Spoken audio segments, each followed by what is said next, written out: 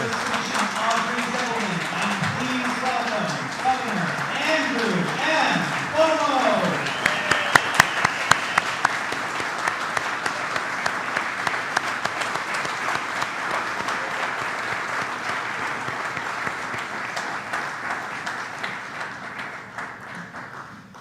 Good afternoon. Thank you all for being here. Before we start, we have a few acknowledgments to make. As was just announced, Chair of the Public Service Commission, Audrey Zibelman, Kristen Esterberg, President of SUNY Potsdam, Billy Jones, Chair of the Franklin County Legislature, Scott Gray, Chair of the Jefferson County Legislature, Mike Thibault, Chairman of the Lewis County Legislature, Bill Farber, Chair of the Hamilton County Legislature, Bill Farabee, Chair of the Essex County Board of Supervisors, Supervisor Roland Beatty from the town of Potsdam, and Village Mayor Ron Tischler of Potsdam.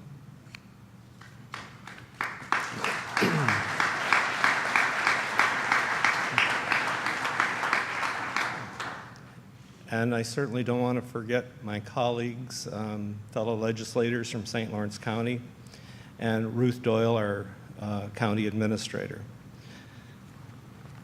Today's announcement marks another exciting step forward in New York State's journey of innovation. Modern technology has transformed the way we live our lives, how businesses and entrepreneurs stay competitive in the new economy, and how our children learn and grow. But too often, the benefits of technology are restricted to few because of limited access, worsened by economic inequality. For New York State to lead in the 21st century, we need communities in every corner of the state to have the tools and resources they need to succeed. High-speed internet provides a vital gateway to opportunity and allows New Yorkers to contribute to our growing economy. Governor Cuomo's commitment to broadband for all is unparalleled.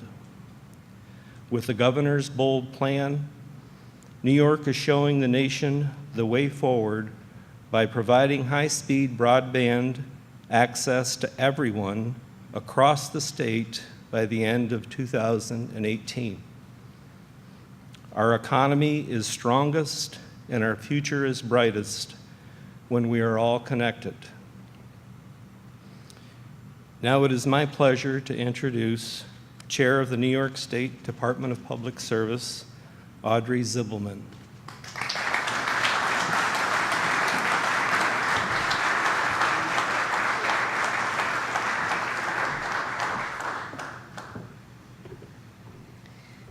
So for those of you who wonder, what does the Public Service Commission do? One of our responsibilities is to oversee the electric, telecommunications, gas, and cable networks across New York. But as everybody knows, you can't talk about telecommunications anymore unless you can talk about broadband. And that has really become synonymous. So I'm very delighted to talk about what, under Governor Cuomo's leadership, the strides that we are making today and the announcements that we have to deliver on the promise of broadband for all. So, and let's see, of course that means you have to work the clicker.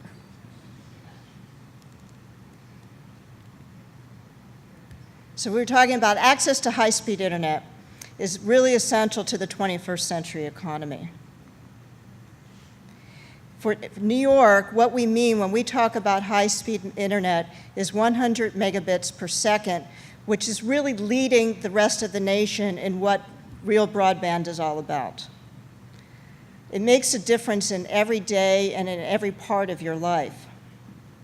For example, with high-speed broadband, you can go from having to spend 2 to 3 hours downloading a movie to 11 minutes. You can do credit card transactions for commerce 5 times as more faster. Today, however, 2.4 million homes and businesses in New York lack access to high-speed broadband.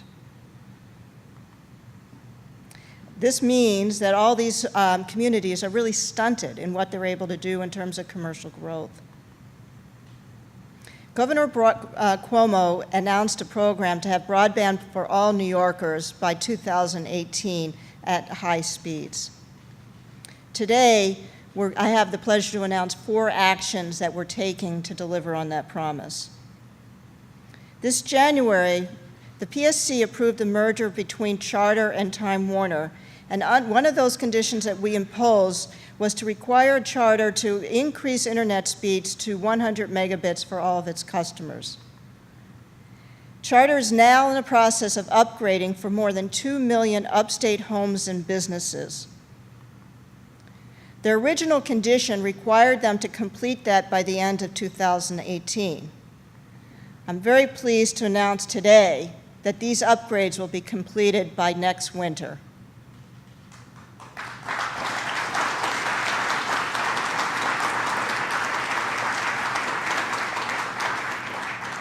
One of the other commitments we required was access. We required them to extend access to 145,000 units within their service territory that today do not have service.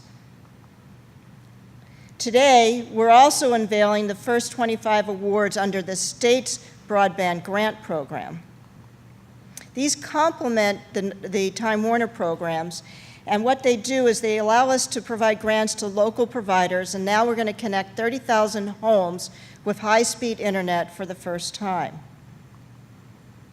The North Country was awarded $6.2 million from the broadband program. In total, 134,638 homes will receive expanded high-speed internet in the North Country, including $4.4 million for St. Lawrence County and an expanded speeds and service to serve 32,000 homes in this region. With these 3 actions, 97% of New York homes will have access to high-speed broadband. But we're not finished. Today, we also are announcing an RFP to reach the remaining New Yorkers in our rural areas. The RFP seeks bidders who will build in the most remote parts of the state, and recipients were going to be announced at the end of later this year. And to complete New York's broadband expansion, we're going to assure a 3rd and final RFP at the end of this year. So basically what we're saying, no one is going to be left behind. We're proud to say that we are certainly on track to reach Governor Cuomo's ambitious goal. So just to show you, because I think the pictures are always better, this is where we are in 2016. All that white space is where there is no high-speed broadband access in the state. This is where we're going to be in 2017. And this is where we're going to be in 2018.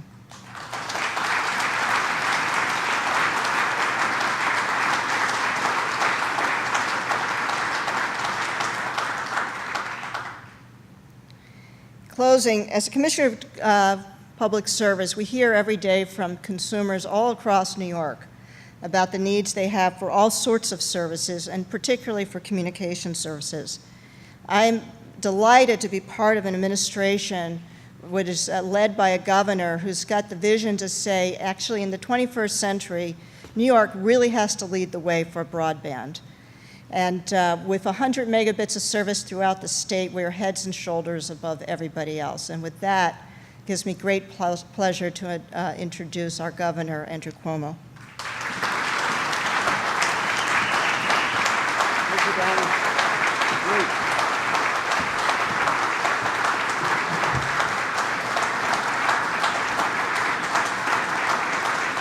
Thank you. Thank you very much. Thank you very much. Good afternoon. It's my pleasure to be back in Potsdam. It's It's my pleasure to be back in the North Country. I wish it wasn't an official trip and I could actually have some fun. I've had no time off this summer, but I'm going to change that soon, and I'm going to be back, and you won't recognize me. I'll have a pair of shorts and a dirty T-shirt and a baseball hat and sunglasses and just go about my business. Today is a very exciting day, and let's give John Burke a round of applause for opening up. To my colleague elected officials who are here, and we have some august group: Billy James, Scott Gray, Mike Taybolt, Bill Farber, Bill Farabee, Roland Beatty, and Ron Tischler. Let's give them a round of applause. Thanks for being here today. Gary Douglas from the Regional Economic Development Council, who's doing a great job. Let's give him a round of applause. Kristen Esterberg, pleasure to be with you, Madam President. Thank you for having us very much. 200-year-old Potsdam School, first SUNY organization, prior to SUNY.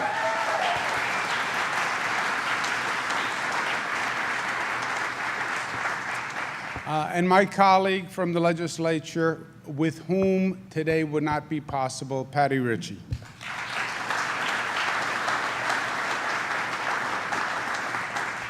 This is exciting because we've been talking about the situation of the upstate economy for a long time, and this really brings it home. You know, today it seems like all the problems are very complex. We just went through these political conventions, and everybody's frustrated, everybody's angry. I've always believed that as complex as the problems are, if you turn them around, there's always a simplicity to them, if you're willing to be honest and candid in your assessment. And that's true here in the state of New York. We've had a slow economy in upstate New York for many, many, many years. Literally 40 or 50 years. Why? Well, because the economy turned. There was a manufacturing economy, and the manufacturing economy turned, and we had policies that set off those jobs to other countries, and nothing was brought in to replace it. The truth is also, the state aggravated the decline because the state kept raising taxes. So you took these areas that were struggling, and the taxes keep going up. It accelerated people leaving. It accelerated the exit. When the businesses move, the young people follow the businesses. Why? Because they need a future, they need jobs, they're setting up shop, and they're going to go where they think the future is. I can't tell you how many parents said to me in upstate New York, it broke my heart, but I told my child they should leave because there was no economic future in upstate New York. And the truth is, the state government was not responsive to upstate New York for many years because that's not where the political power was in the state. The political power in the state is downstate New York. How can you say that? Because it's true. You look at the Senate, you look at the Assembly, predominantly more members come from downstate New York. And the New York City economy has been going great for many, many decades. Ups and downs, but the arrow was straight up for downstate New York, while the arrow was straight down for upstate New York. And the state government was not responsive enough. We have flipped that entire equation. We have focused on upstate New York like a laser beam. I was challenged the first couple of years I did it. People said, well, how can you give so much emphasis to upstate New York? I said, it's very simple. That's where the need is. And as governor, my job is to help the entire state And by definition, the places that have more need should get more help. You have 3 children. One of the children has a greater need. You give that child the need. It doesn't mean you love that child any more or any less, but you give the child the need. And the truth is, I want to compensate for the abandonment by the state government over these past decades. So, through the regional economic development councils, marketing campaigns, et cetera, we have invested $25 billion in upstate New York, more than any administration in the history of upstate New York. And I'm proud of it.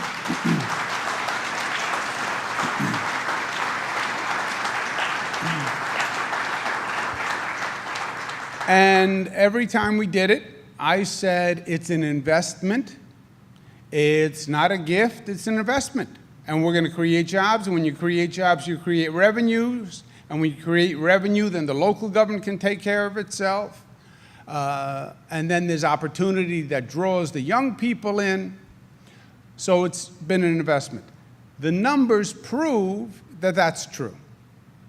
Our unemployment rate statewide has dropped by about half over the past 5-6 years.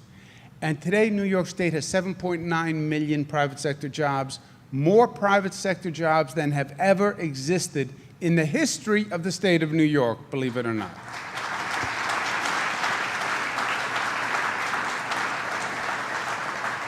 And I'll tell you the sweetest success from my point of view. The unemployment drop has been just about equal between upstate New York and downstate New York. So both upstate and downstate are both going forward economically at the same rate, which is a totally different trajectory to the economic development story, which always saw New York City going up while downstate was going down. So it is working. It is working. The single best thing that we have done for upstate New York is this. Now, Commissioner Zibelman is a genius. In truth, we've worked together for many years. When she speaks, I never really understand her because she's too smart. I nod a lot, like I understand, because I'm the governor. I can't say, you know, you're too smart for me. She is a genius. And what this state has done in this sector is unprecedented. This state leads the nation in clean energy. Literally, we are going to be #1 in clean energy.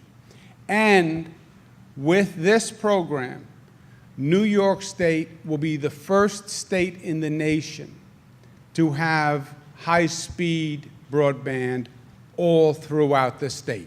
The first state in the nation.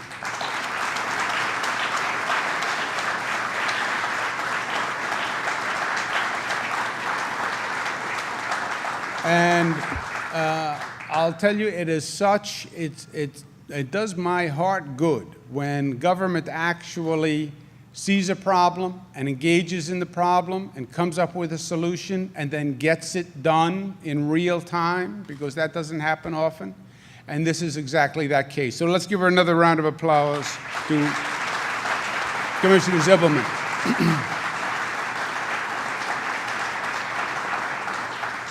And I'll tell you why I believe this is the game changer and the single most important thing. The high-speed internet is essential to society, not just to business. It is essential to society. Audrey says it's what the dial tone used to be, right? It is fundamental connectivity, certainly for a business, but also for people. My kids can't do their homework without high-speed internet, let alone do whatever else they do on the internet. But they can't even do their homework without high-speed internet. If you do not have access to high-speed internet, you have such a terrible disadvantage on every level. One of the first things Tony Collins and Gary Douglas said to me about the North Country and helping the North Country, first thing, they don't even remember, was you have to get us broadband. We cannot be competitive without broadband. And the North Country has a significant problem when it comes to broadband. The way broadband worked was private companies put in broadband. And what the private companies did was they tended to put broadband in the areas of the highest concentration of businesses and people. Why? Because that was the biggest return on their dollar. You run a cable, and you hit the most number of homes with that one cable. They didn't go to the rural parts of the state. They didn't go to the places with smaller populations. So in essence, it aggravated the problem. The places that were doing well got the broadband. The places that were not doing well did not get the broadband, which means the places that were not doing well fell further behind. And the places that were already doing well had an additional advantage. And the places that were trying to compete now had a 30-pound pack put on their back, and we said, run the race. That's why Tony and Gary's point was, you have to get us broadband, because we're not even in the game without broadband. Who's going to cite a hotel or a complex or a resort if you don't have high-speed access? My kids are going to say they're not going to go. I can't be totally disconnected from my business for that long. So it was really a fundamental disadvantage. If you look at the map, can we go back to that map on the first, where the yellow areas are the areas that have internet. The white areas are the areas that don't have high-speed broadband. It is the same areas that are already doing well. Downstate New York has it, 100%, because that's the density, that's the concentration. Upstate, virtually, by the way, has very little. And to the extent it does exist, it exists only in those areas of high concentration, which happen to be the areas that are already doing better economically. That's where we were. And that is damning. St. Lawrence County, 80% don't have high-speed internet. 80%. How do you deal with that? Private sector companies said, well, it's not our business. We're going where we can make money, and that's what we're going to do. And that's what every state across the country is dealing with. We took a little different approach. We said, we understand the private sector companies want to make money. That's what you do. God bless America. But we believe, from a point of equality of competition and access, we want 100% coverage. For economic reasons, access to education. I mean, a child who is in a school who has access to high-speed broadband has such an advantage over a child who doesn't. So there are a lot of reasons. Equality just from a social point of view. And the PSC and the state did two things. Number one, a lot of these companies need state permission to merge, et cetera. Charter wanted to merge with Time Warner Cable. When they go to merge, they need the permission from the state of New York. So they went before the PSC and they said, we would like to merge Charter and Time Warner Cable. And the PSC said, in the PSC language, the way they talk, that's very nice that you would like to merge. As a matter of fact, I would like some things in life also, like help covering the places that are not covered. And lo and behold, the merger was approved, and they coincidentally agreed to cover many of the uncovered places. There are some places that are just so rural and far that there's no economic reality to doing them.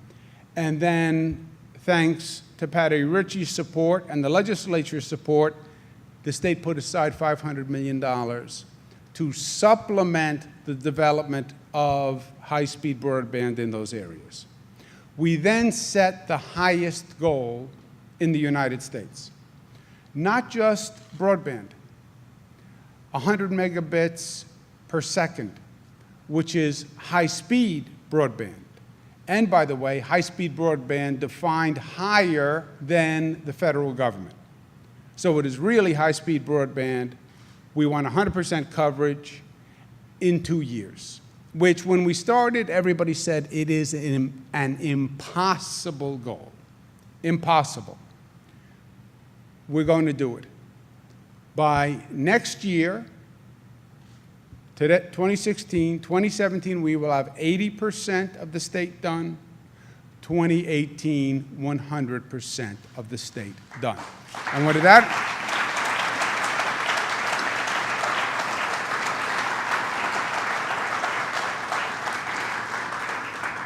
and I believe this.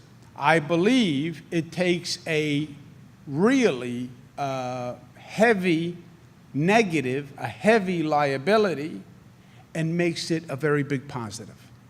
Why?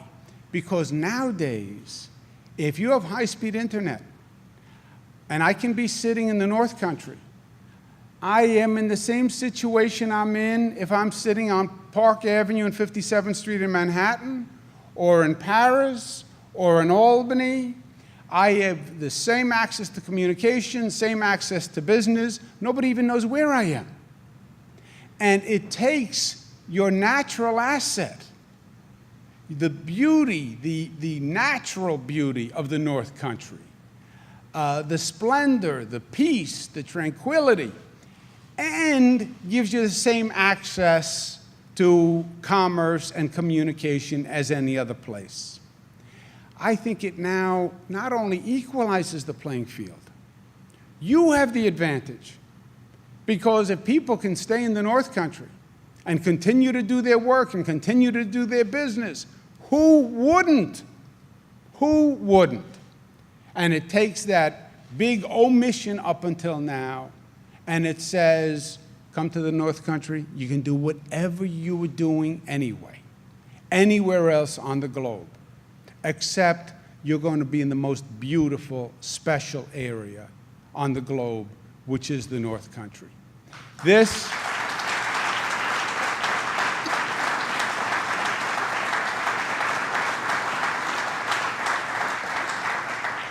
you put this together with everything else that we've been doing, together with the big wins from the Regional Economic Development Council, the energy projects that we've been doing, the tourism projects that are going great because tourism has taken a big increase. So you put all these pieces together and you understand why the numbers are dropping and why the jobs and employment are going up and why there are more smiles on the faces of people in the North Country than ever before. We're not done yet. We have a lot more to do. But for the first time in a long time, my friend, the arrows are pointed in the right direction, thanks to the good work of the people in this room. Thank you, and God bless you.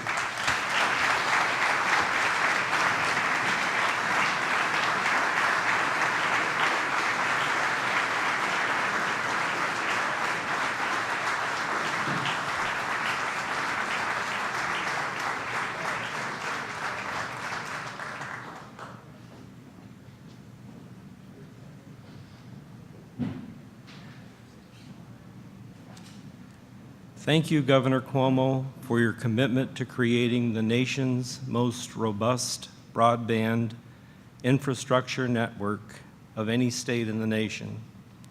When we invest in broadband access, we invest in the people who live in the North Country, and we invest in our region's future. Thank you for being here. Thank you for being a friend, a leader, our advocate. From all of the North Country, it is greatly appreciated. Thank you.